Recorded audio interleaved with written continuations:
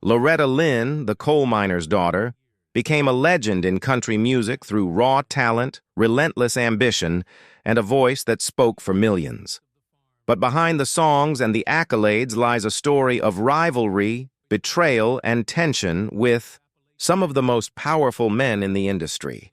At 90, Loretta finally reveals the 5 men she hated the most, and the reasons might shock even her most devoted fans.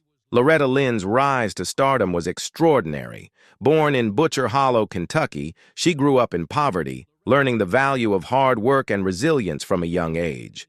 Her life in the coal mining community shaped her determination, her songwriting, and her ability to cut through pretense with honesty. Yet as she moved from small-town performances to the Nashville stage, she quickly discovered that talent alone would not shield her from industry politics, power plays, and personal betrayals.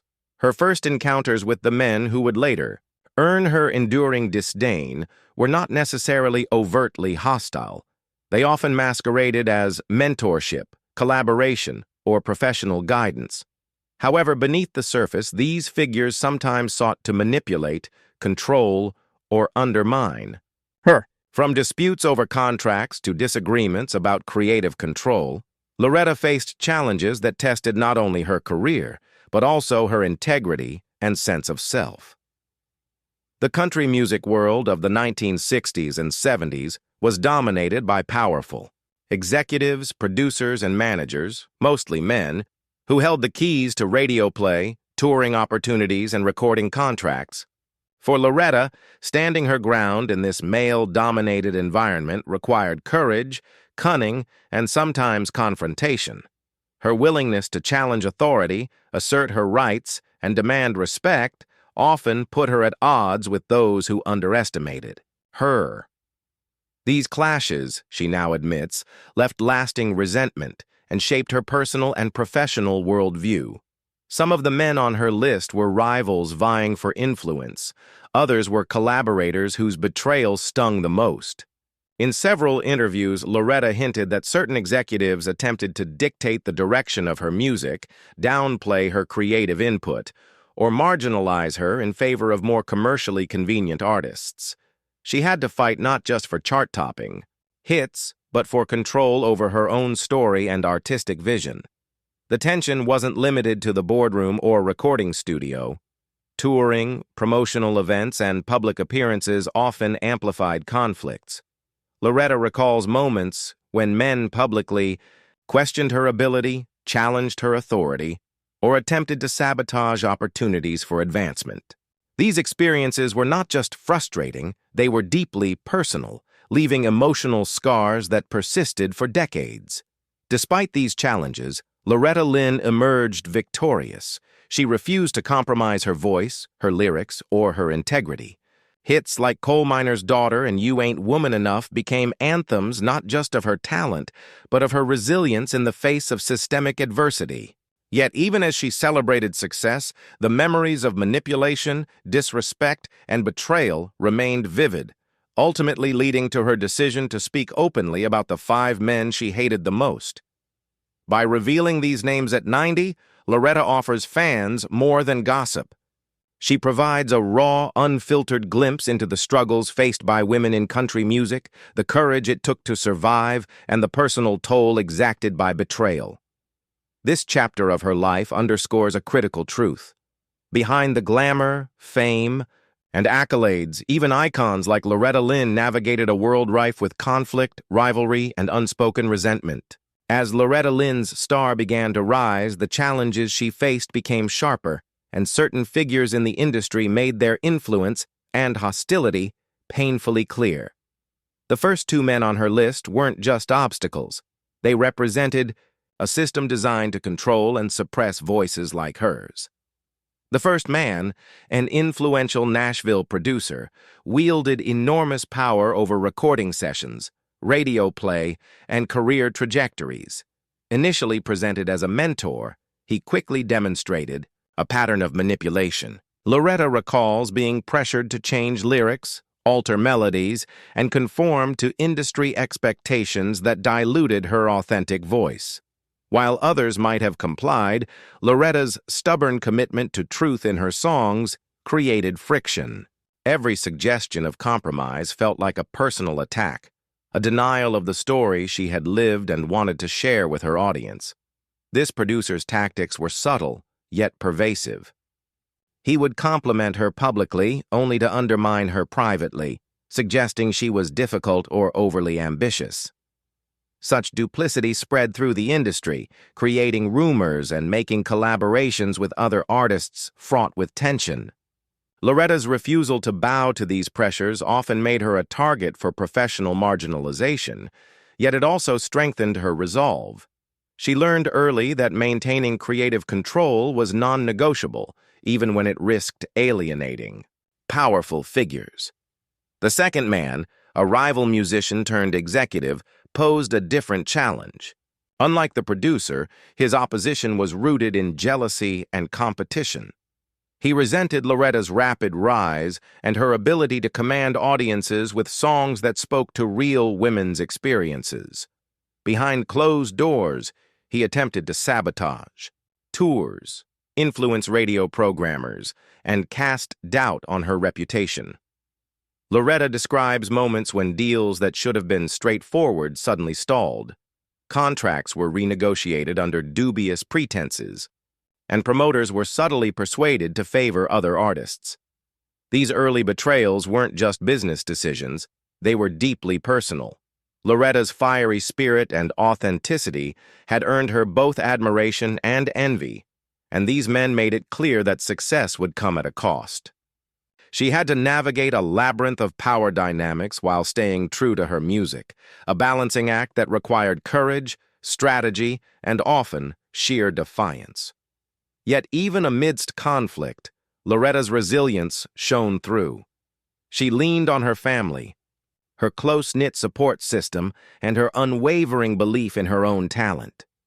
Every confrontation, every undermined opportunity became a lesson in vigilance and negotiation.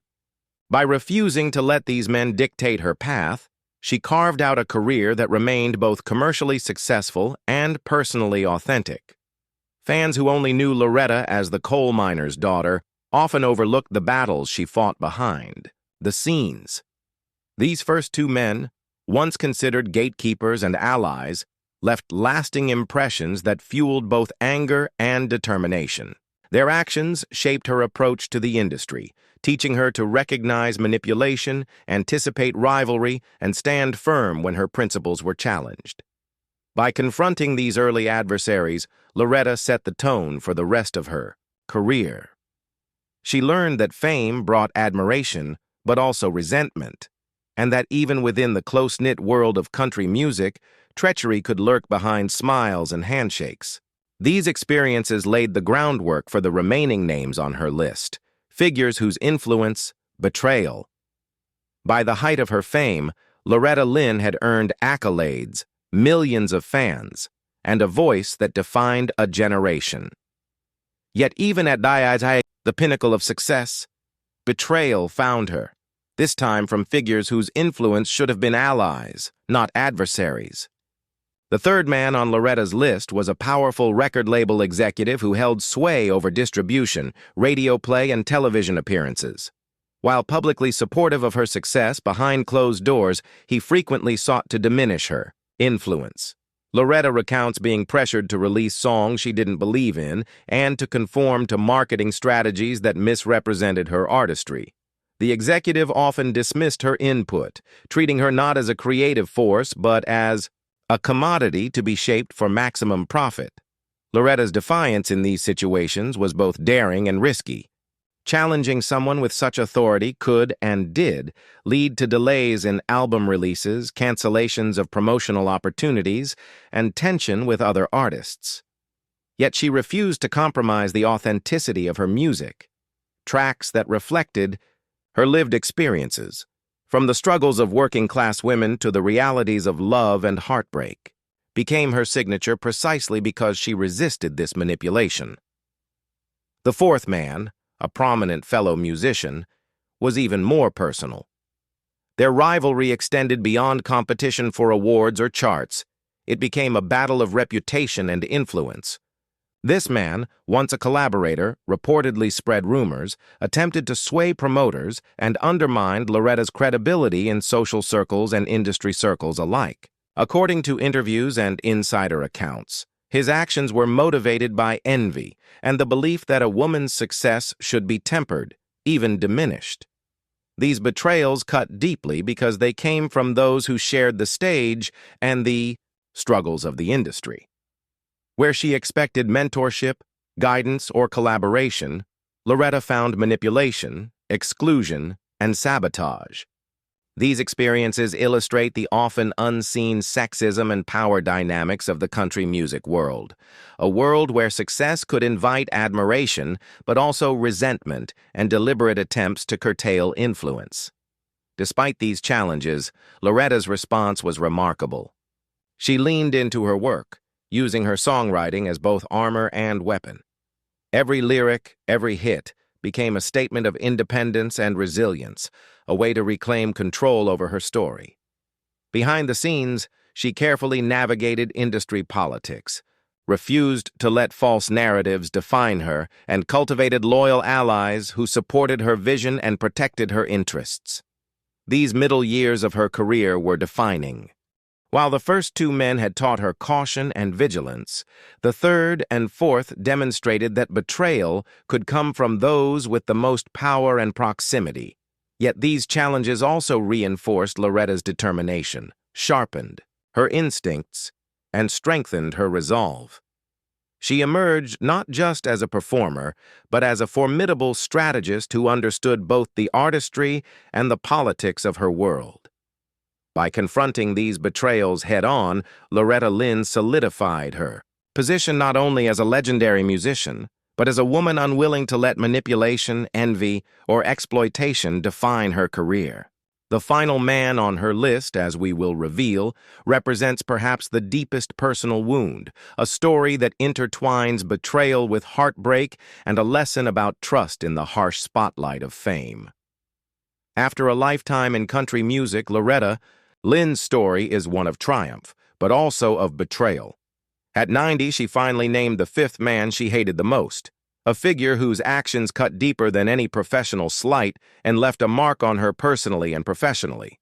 The fifth man, according to Loretta, was someone who combined personal betrayal with professional manipulation. A collaborator who initially appeared to be a trusted friend and ally, he gradually revealed intentions that threatened her career and her peace of mind. This man used insider knowledge to influence promoters, skew public perception, and even interfere with some of her key projects. Loretta recalls feeling blindsided. Someone she had trusted to navigate the complex industry, alongside her had chosen ambition over loyalty. This final betrayal was particularly painful because it intertwined with emotion. Unlike previous conflicts with executives or rivals, this individual had once shared a camaraderie with Loretta, understanding her vision and ambitions. The deception left her wary of collaboration and taught her a harsh lesson. In a world driven by fame and power, personal trust can be as fragile as public reputation. Yet rather than allowing this betrayal to define her, Loretta transformed it into strength.